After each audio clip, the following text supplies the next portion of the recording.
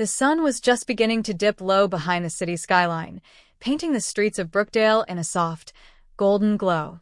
It was one of those warm, restless evenings where anything felt possible, good or bad. On the crowded bus heading down Jefferson Avenue, a young black teenager named Malik sat quietly by the window, earbuds in, lost in his own world. His worn backpack rested on his lap, and his mind buzzed with worries about school, part-time work, and helping his mom make rent this month. Life hadn't been easy, but Malik kept pushing forward, even when the odds felt stacked against him. At the next stop, the bus jolted to a halt. The doors hissed open, and a very pregnant white woman stepped carefully aboard, one hand pressed protectively to her belly. Her face looked tired, flushed from the late heat of the day. She glanced around, searching for a seat, but the bus was packed, every row filled with commuters eager to get home. Some avoided her eyes. Others simply pretended not to notice. Without thinking twice, Malik stood up and offered his seat. He didn't do it for praise or recognition, it just felt like the right thing to do. The woman gave him a grateful, almost relieved smile as she lowered herself carefully onto the seat he'd given up. Malik just nodded, shrugged off the attention, and grabbed a pole to steady himself for the ride ahead. What Malik didn't know was that this small, quiet act of kindness was about to change his life in ways he could never have imagined. A few blocks later, at a downtown intersection, the bus slowed. Outside on the street, a scene was unfolding, flashing blue and red lights, a growing crowd, shouts piercing the thick evening air. People craned their necks to see what was happening. Malik's curiosity got the better of him, and he leaned slightly toward the window. On the sidewalk, a heavily pregnant black woman stood with her hands raised, her face calm but firm. Across from her, a police officer barked orders, his hand twitching near his holster. He was young, tense, and clearly didn't recognize the woman standing before him. Passers-by had already begun filming on their phones, murmuring in disbelief. Some shouted for the officer to back off. What no one seemed to know yet, not the officer, not even the crowd, was that the woman wasn't just any citizen. She was the newly elected mayor of Brookdale, one of the most respected figures in the entire city. And she wasn't about to back down. The bus driver, noticing the tension outside, pulled the vehicle over and opened the doors. Some passengers started to exit, hoping to catch a closer look. Malik stayed where he was, heart pounding, a strange feeling stirring in his chest. Something told him this moment was bigger than just a simple misunderstanding. Meanwhile, the pregnant white woman, still seated, fished around in her bag. Malik was too distracted to notice at first, but then she tapped him lightly on the arm. When he turned, she pressed a folded note into his hand. Her eyes were warm but serious. "Read it later," she whispered, almost as if she knew something he didn't. Confused but respectful, Malik tucked the note into his pocket. His attention snapped back to the scene outside. The mayor was speaking now, her voice steady but forceful, trying to defuse the situation without escalating it. The officers seemed to hesitate, but the tension was still thick, still dangerous. Inside the bus, Malik gripped the pole tighter, feeling the weight of the moment settle over him. Somehow, he knew, deep in his bones, that what was happening out there, and whatever was written in the note burning a hole in his pocket, were connected. And life, as he knew it, was about to change forever. Before he could process it, the officer made a sudden move, and everything around Malik exploded into chaos. The officer's sudden movement made the entire crowd gasp. Malik felt his heart leap into his throat. He pressed against the cool glass of the bus window, watching helplessly as the police officer grabbed the mayor's arm, trying to force her to turn around. She stumbled a little, one hand going instinctively to her belly, but she didn't fight back. Her voice was firm, steady, even as the situation spiraled. "I am the mayor of the city," she said again, loud enough that Malik heard her even from inside the bus. "You're making a mistake." But the officer wasn't listening. His face was tight with nerves, maybe fear, maybe something else, and the crowd around them was growing louder, shouting at him to stop. Some people held up their phones higher, capturing every second. Others yelled out her name now, realizing who she was. Malik clutched the folded note in his pocket like it was a lifeline. He had no idea what it said, why the woman on the bus had given it to him, but something about it felt important now. He shifted from foot to foot, torn between rushing out to help and knowing there wasn't much he could do. Behind him, the pregnant woman who gave him the note sat with a strange calmness on her face. She wasn't watching the chaos unfold outside. She just sat there, her hands gently folded over her stomach, as if she already knew how everything would play out. The bus driver, clearly uncomfortable, stepped outside to see what was happening, leaving the doors wide open. Passengers murmured among themselves, some stepping down to the sidewalk, others staying seated, unsure whether they were safer inside or out. Malik couldn't stand it any longer.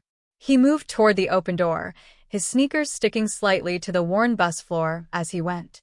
He stood just at the threshold, watching, heart hammering. The mayor locked eyes with the officer. Her voice dropped lower, almost like she was speaking to a scared animal. "Officer," she said, "you need to step back. Listen to me. You are making a mistake you can't undo." But instead of stepping back, he reached for his radio. The moment was fragile, like a thread stretched too tight, ready to snap. Malik could feel it in the air. So could the crowd. The shouting grew louder, people pleading for the officer to stop, to think. A second police cruiser pulled up, tires screeching. Two more officers jumped out. One of them immediately recognized the mayor and grabbed the young officer's arm, pulling him back roughly. "What the hell are you doing?" he barked. The younger officer looked stunned, like he was just now realizing how badly he had misjudged the situation. The mayor straightened, brushing herself off carefully, pride and hurt battling across her face. For a long moment, nobody moved. The city seemed to hold its breath. Malik stood frozen at the top of the bus steps, not sure whether to move forward or stay where he was. His fingers brushed the note again in his pocket, a reminder that there was still something he didn't understand yet. The pregnant woman behind him spoke softly, barely above a whisper. "You should read it now." Malik turned to look at her. Her eyes were kind, but there was a heaviness there too, like she carried some deep sorrow. She nodded once, encouraging him. He pulled the note from his pocket and unfolded it with shaking hands. The handwriting was neat but urgent, the words simple and direct. "Your kindness today will be repaid. But first you must be brave. Follow the mayor. She needs you more than you know." Malik read the words twice, his mind racing. What did it mean? How could he possibly help the mayor, a woman powerful enough to run the city? He was just a kid.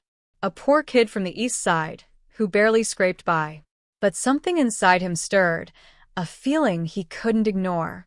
Outside, the mayor was speaking again, calmer now that the situation was under control. She thanked the senior officer who had intervened, but her face was still tight with anger and pain. She glanced once toward the bus, her eyes scanning the faces, looking for something or someone. When her gaze landed on Malik, she paused. Just for a second. And in that moment, it felt like an invisible thread connected them. Malik felt it deep in his chest. Without even thinking, he stepped off the bus and onto the sidewalk. The crowd parted slightly, whispering as he moved closer. He didn't know what he was going to say, what he was supposed to do. He just knew he had to be there. The mayor gave him a small nod, almost imperceptible, as if she understood. The senior officer barked orders at the younger one, forcing him to step back, lowering the tension. The flashing lights from the cruisers painted the street in harsh colors, and the sound of radios crackling filled the heavy air. Malik reached the mayor, standing just a few feet away. She turned toward him fully now, looking down at him not with suspicion, but with something softer, trust, maybe even hope. Before she could speak, a sleek black SUV pulled up to the curb. The driver, a woman in a dark suit, jumped out and rushed to the mayor's side. "Madam Mayor," she said urgently, "we need to get you out of here. Now." The mayor hesitated. She looked back at Malik, her eyes searching his face like she was trying to memorize it. "I want him to come," she said quietly to the driver. The woman blinked, surprised. "Him?" "Yes," the mayor said. "Trust me." The driver nodded briskly, then motioned for Malik to get in the back seat. Malik looked back at the bus, at the crowd, at the pregnant woman who was now watching him with a faint, mysterious smile. He climbed into the SUV without another word. As the vehicle sped away from the scene, Malik clutched the note tighter in his hand, feeling the weight of it all. He had no idea where they were going or why he had been chosen. But deep down, he knew that his life, and maybe even the city itself, would never be the same again. Beside him, the mayor finally spoke, her voice low and full of something heavy. "There's a reason you were there tonight, Malik," she said. "And there's a reason I need your help." The city lights blurred past the window, and somewhere in the distance, sirens wailed. Malik swallowed hard, not knowing what was coming next but certain of one thing. Whatever it was only just beginning. The SUV moved fast through the city streets, weaving between cars, the driver speaking quickly into a headset. Malik sat stiffly in the back seat next to the mayor, feeling the hum of the engine beneath him, the city lights flashing past like stars falling from the sky. The mayor stared out the window for a long time, her hand resting gently on her belly. She hadn't said another word since they pulled away from the bus stop. Malik's mind was racing, trying to piece everything together. The police officer, the attack, the crowd, the note. None of it made sense yet, but it all felt connected somehow, tangled up in something bigger than anything he'd ever been part of before. Finally, the mayor turned to him. Her eyes were tired but strong, a quiet storm behind them. "My name is Vanessa Carter," she said. "I know you probably have a lot of questions. I wish I could explain everything now, but it's not safe." "Not yet." Malik just nodded. His throat was too dry to speak. Vanessa leaned closer, lowering her voice.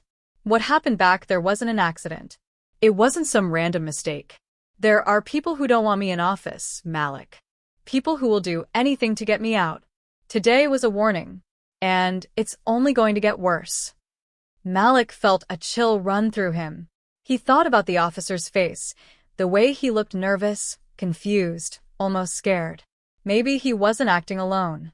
Maybe someone had sent him. The idea made Malik's stomach twist.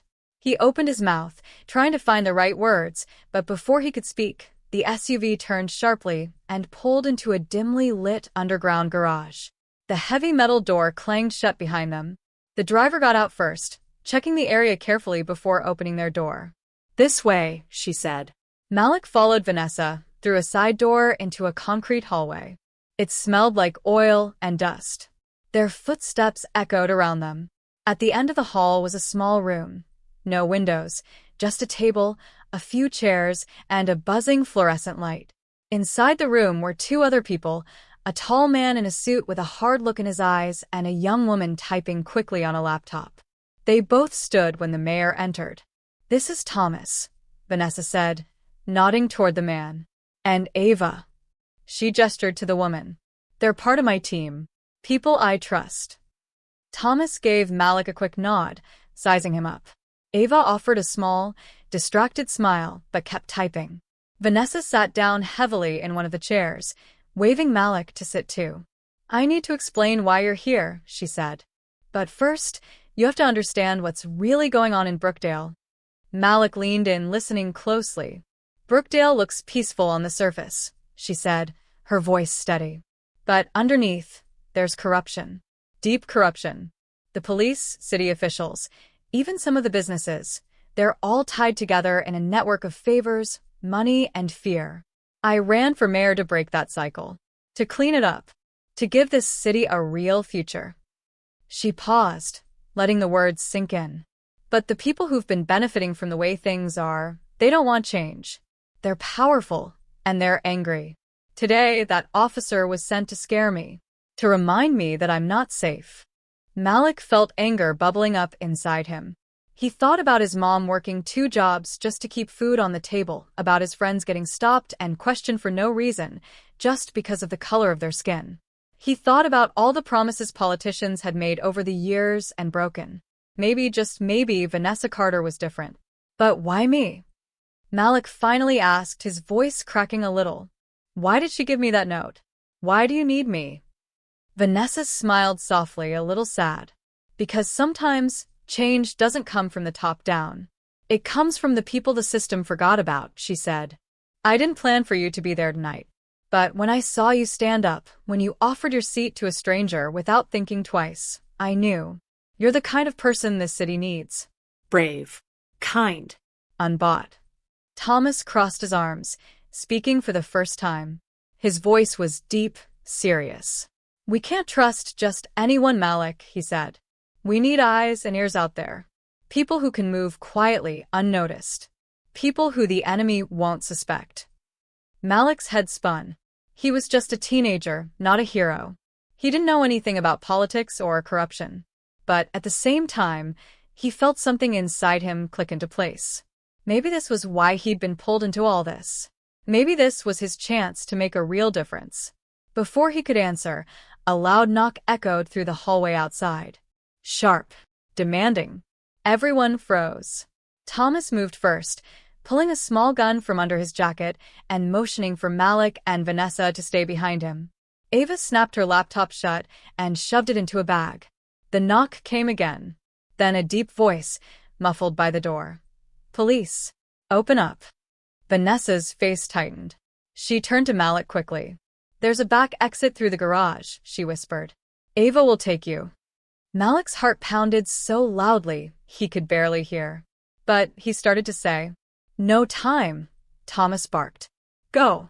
Ava grabbed Malik's arm and yanked him toward a hidden door at the back of the room. It swung open into another narrow hallway. They sprinted down it, Ava pulling him faster than he thought he could run.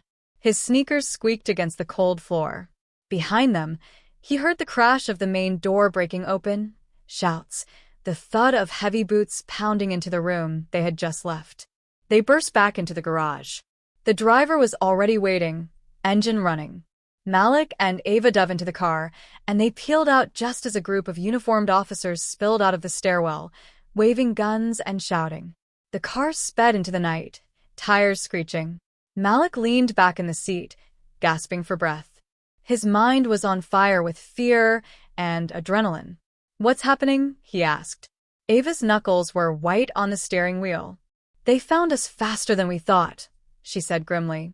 There's a leak. Someone on the inside. Malik stared out the window as the city rushed by in a blur. He realized now that nothing was safe. No one could be trusted easily. Not in Brookdale. And whatever he had gotten himself into, he was in it deep now, and there was no going back. The folded note in his pocket felt heavier than ever, like a promise he hadn't yet fulfilled.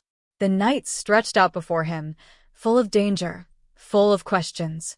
And somewhere out there, hidden in the shadows, the people who wanted to destroy Vanessa Carter were already planning their next move. The car raced through the sleeping city, dodging down alleys and weaving through back streets. Malik's heart hadn't stopped pounding since they fled the garage. Beside him, Ava kept glancing in the rearview mirror, her face tight with focus. They didn't speak much.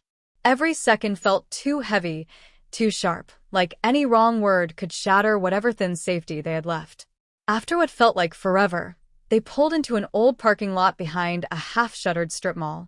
The lot was cracked and overgrown with weeds. A broken neon sign flickered weakly above an abandoned laundromat. Ava killed the engine and sat there for a long moment, gripping the wheel like it was the only thing anchoring her to the world. We have to wait, she said finally, until Thomas or Vanessa sends word. Malik nodded, but he couldn't sit still. He got out of the car, breathing in the cold night air, trying to calm the storm inside him. Everything had changed so fast. Just a few hours ago, he was another face on a crowded bus, just another black teenager trying to stay out of trouble. Now he was wrapped up in something dangerous and bigger than he could have imagined. He paced the cracked concrete, thinking about Vanessa's words, about corruption hiding beneath the city's pretty lights. He thought about the officer who grabbed her, about the pregnant woman on the bus who handed him the note like she knew exactly what would happen. It was too much coincidence. Too carefully planned. Then a new thought hit him, one that made his stomach clench. What if the note wasn't a warning? What if it was a setup?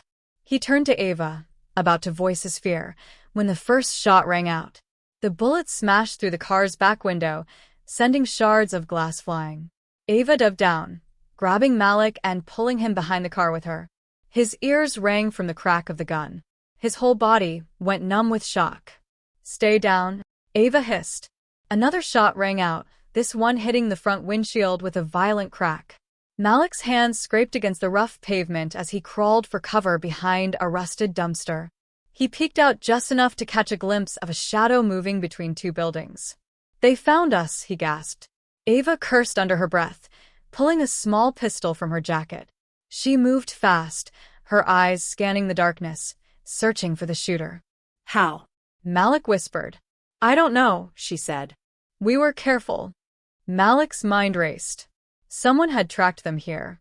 Someone who knew exactly where they'd run after the attack at the garage. That meant the leak inside Vanessa's team wasn't just real. It was worse than any of them had realized. The shot stopped for a moment, the silence hanging heavy, broken only by Malik's ragged breathing. Ava made a decision. "We have to move. Now." If we stay, we're sitting ducks." Before Malik could argue, she grabbed his hand and sprinted across the lot, keeping low. Another shot whizzed past them, hitting the side of the laundromat with a dull thud. They burst through a side door, hanging crooked on its hinges, and plunged into the darkness inside. The air inside the laundromat was thick with dust and the sour smell of mildew. Old washers and dryers stood like rusting sentinels, their doors hanging open. Malik could barely see, but he stumbled after Ava, trusting her instincts. They ducked behind a row of machines. Ava pulled out a battered cell phone and sent a quick message. "They're too close," she muttered. "We can't wait for backup. We have to get to the safe house." Malik nodded, trying to stay calm. But just as they started to move again, he froze. Standing at the other end of the laundromat, partially hidden in shadow, was a figure. A man. And even in the dim light, Malik could see something terrifying. He was wearing a police uniform. But it wasn't the same officer from earlier. This one was older, meaner. His badge glinted under the broken lights, but there was something wrong about it, something Malik couldn't quite place. The man smiled, a cold, empty smile. "You're making this harder than it has to be," the officer said, his voice low and almost friendly. "Come with me now, and I'll make sure you walk out of here." Ava stepped in front of Malik, her gun raised, steady. "Not a chance," she said. The officer chuckled. "You think you can protect him? You think you can protect her?" He shook his head slowly. "You have no idea how deep this goes. You're fighting a war that's already been lost." Malik's blood ran cold. How did this man know who he was? How did he know about Vanessa? Ava edged toward the back door, keeping her weapon trained on the officer. "We need to move," she whispered to Malik. The officer's smile widened. "She's not who you think she is, you know," he said, louder now, his voice echoing in the abandoned building. "Vanessa Carter isn't some hero. She's just another player. She's made deals too. Deals she doesn't want you to know about." Malik hesitated. Doubt twisted in his gut. He didn't want to believe it, but the man's words burrowed deep, planting seeds of fear. Ava grabbed his arm. "Don't listen to him. It's a trap."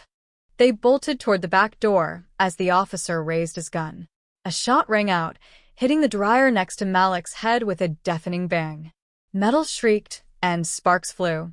They slammed through the back door into another alley, running flat out into the night. Malik's legs burned. His lungs screamed for air. But he didn't stop. They didn't dare stop. Behind them, the officer didn't chase, but his voice carried through the darkness, chilling and sure. "You can't run forever. We'll find you.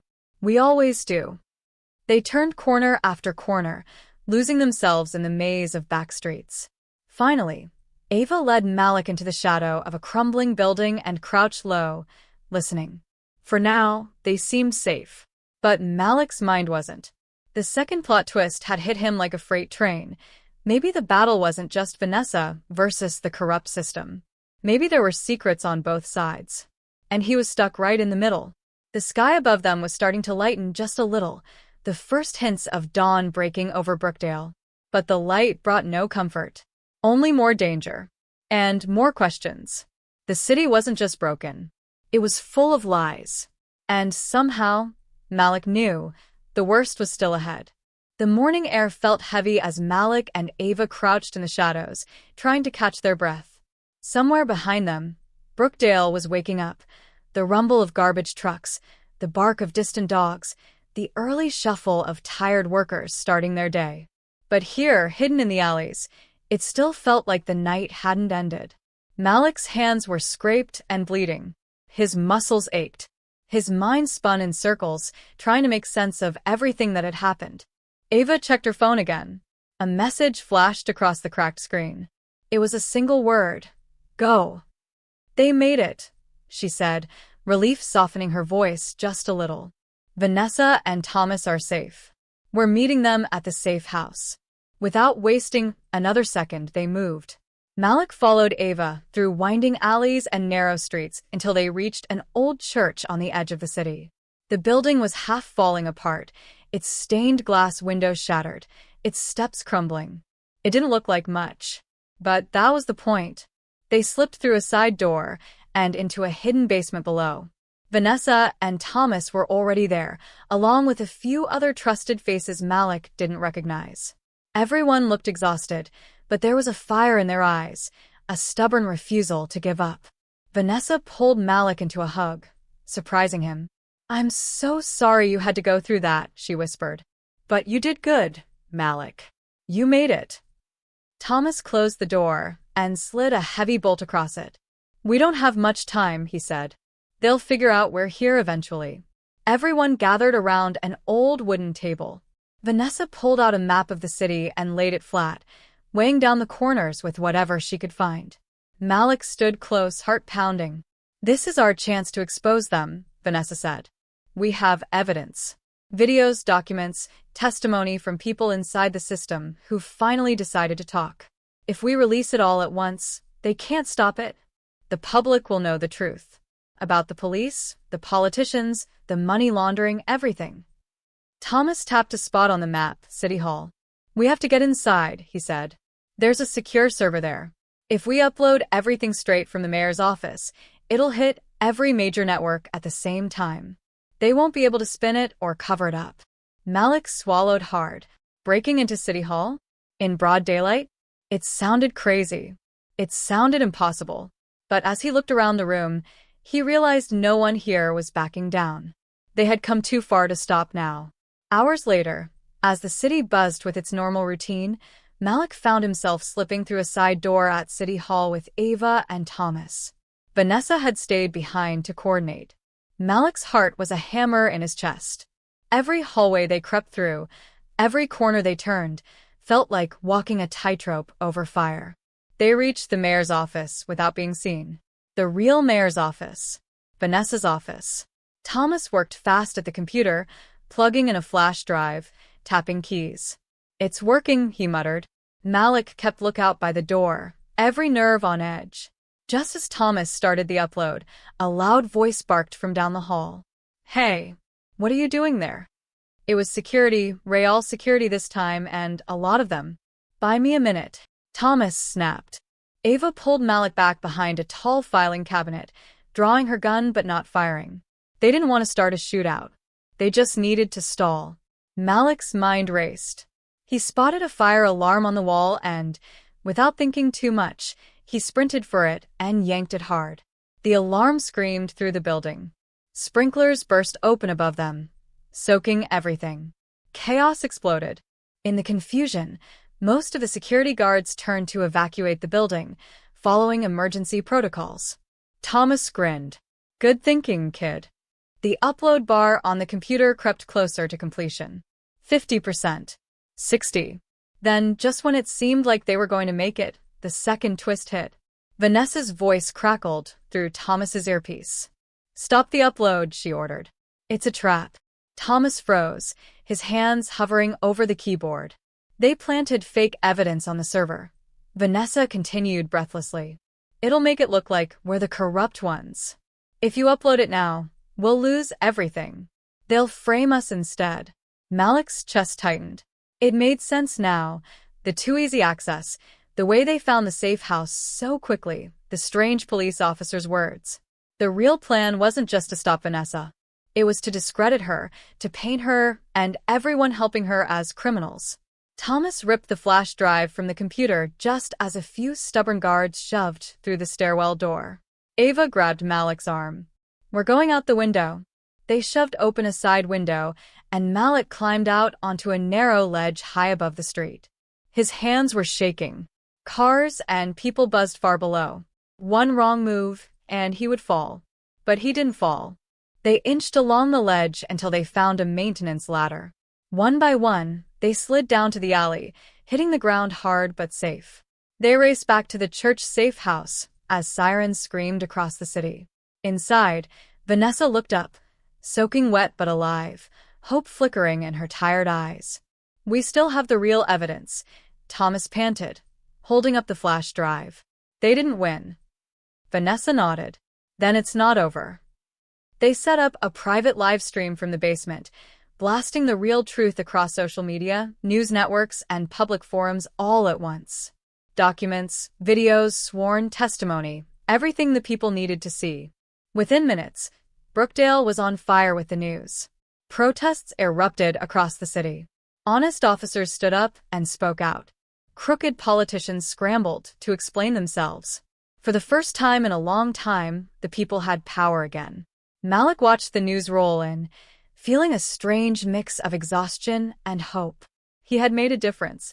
But just as the sun began to set again, as the city roared with the sound of a new beginning, Malik's phone buzzed with a message from an unknown number. It read simply, "You think this is over? We're just getting started." His stomach twisted. The real fight had only just begun. And this time, they knew exactly who he was. Malik stared at the message for a long time, the weight of it sinking into him. Even after everything they had been through, the danger, the betrayal, the narrow escape, the battle wasn't truly over. But something inside him had changed. He wasn't the same boy who had offered his seat on the bus a few days ago. He had seen too much now. He had felt the pulse of the city's broken heart, and he knew he couldn't just walk away from it. He slipped the phone back into his pocket and looked around the old church basement. Ava and Thomas were talking in low voices with Vanessa, planning their next move. The mood was tense but filled with a new kind of determination. They had exposed the corruption. They had woken up the people of Brookdale. That was a start. And sometimes, a start was enough to shift everything. Vanessa caught Malik's eye and smiled. A real, tired but proud smile. She walked over and sat beside him on the dusty floor, her back against the crumbling wall. "You did good, Malik," she said quietly. "You didn't just survive. You stood up." He shrugged, feeling awkward but proud too. I didn't want to be part of the problem." "You're not," she said. "You're part of the change." They sat there for a moment, the chaos outside buzzing in the distance. News helicopters flew overhead. Sirens howled. The city was alive, roaring for justice. But inside the old church, it felt almost peaceful. Malik thought about everything that had happened since he met the pregnant woman on the bus, how a simple act of kindness had pulled him into a fight much bigger than himself. He remembered the note she had given him, how he almost tossed it aside without reading it, how one moment of compassion had spiraled into a chain of events that changed his whole life. He pulled the note out of his pocket again, smoothing it with shaking hands. The words were still simple, still powerful. "Your kindness will take you farther than you can imagine. Never forget who you are." He smiled faintly, realizing she knew exactly what she was doing when she gave it to him. She hadn't just needed a seat. She needed someone who still believed that doing the right thing mattered. Someone willing to listen, to act. Ava called everyone together. It was time to move again. They couldn't stay in one place too long, not now that they had become targets. But before they left, Vanessa turned to Malik. "I want you to stay close to me," she said. "You've got instincts, Malik. And heart. That's rare." He nodded, feeling the weight of her words. They packed what little they had and slipped out into the night, leaving the church behind. Brookdale was on the edge of something new, not fixed yet, not safe, but cracking open. Truth had a way of doing that. Once it leaked into the world, it was almost impossible to shove back into the shadows. As they moved through the streets, Malik saw people gathering. Groups on corners, in parks, outside City Hall. Ordinary people, teachers, shop owners, bus drivers, students. Holding signs, chanting, demanding answers. Some faces were angry, some were hopeful. All were determined. The whole city felt different now, like it had finally woken up from a long, heavy sleep. Malik walked with the others, blending into the growing crowd. Somewhere deep in his chest, a small ember of hope burned brighter. The mayor, the real mayor, Vanessa, would have a long road ahead. There were still battles to fight, systems to rebuild, trust to earn. The corrupt officers and politicians wouldn't give up easily. There would be threats, setbacks, maybe even more betrayals. But now, the people knew the truth. They weren't blind anymore. Malik wasn't blind anymore either. As the sun rose over the skyline, washing the city in gold, Malik thought about everything he had learned. About power, fear, bravery. About how real change didn't happen in one big moment, but in thousands of small ones. A seat offered to a stranger, a note passed with quiet faith, a choice to stand up instead of step aside. He thought about the pregnant woman he met on the bus, the woman he now knew was Vanessa's sister. She had been risking everything to get that note into the right hands. Into his hands. Trusting that one act of kindness could spark something bigger. And it had. It always did. Malik smiled as he moved forward with the crowd, blending into the river of voices, rising up into the morning air. For the first time in his life, he wasn't just a passenger watching the city roll past him. He was part of it. A real part of it. Brookdale still had a long way to go. So, did he. But together, they would get there. Step by step. Choice by choice. Kindness by kindness. Because sometimes the smallest moments lead to the biggest changes. And Malik was ready for whatever came next. He wasn't afraid anymore. He knew exactly who he was now. And no one could take that away. Not ever again.